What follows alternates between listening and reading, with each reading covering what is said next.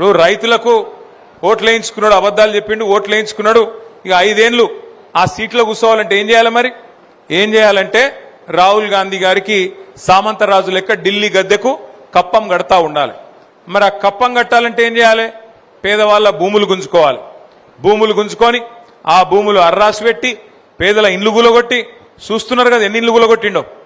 మొన్న ఖమ్మంలో గులగొట్టిండు 1000 ఇండ్లు ఒకటే దగ్గర. 12 ఏళ్ల కిందట పైసా పైసా కూడబెట్టి గరీబోళ్ళు కట్టుకుంటే వాళ్లకు శత్రుదేశం మీదకి దండయాత్రకు పోయినట్టు 1000 మంది పోలీసోళ్ళు, 3000 మంది పోలీసోళ్ళు తెల్లారి 3 గొట్టంగా పోయి ఆ మొత్తం ఇండ్లను నేలమట్టం చేసి ఒక బాంబు పడితే కదా ఎట్లయితే మొత్తం ఎక్కడికెక్కడ ఛిద్రమైపోతుందో, శిథిలమైపోతుందో, ఖమ్మం పక్కన ఉండే వెలుగుమట్ల అనే ప్రాంతంలో ఆ పరిస్థితుల్లో చిన్నాభిన్నం చేసి పేదల జీవితాల్ని రోడ్డున బాడేసింది కాంగ్రెస్ ప్రభుత్వం. ఒక ఖమ్మంలోనే కాదు, మహబూబ్ నగర్ పట్టణంలో అక్కడ మరి దివ్యాంగులు, వికలాంగులు పాపం వాళ్ళు పెద్ద ఎత్తున వాళ్ళందరూ కలిసి కాలు చక్కగా లేనోళ్ళు, చేయి చక్కగా లేనోళ్ళు, కళ్ళు కనబడనోళ్ళు, చెవులు వినబడనోళ్ళు అందరు కలిసి వాళ్ళు కొన్ని ఇండ్లు కట్టుకుంటే 150-200 ఇండ్లు కట్టుకుంటే వాటిని కూడా కొలగొట్టిండు రేవంత్ రెడ్డి గారు.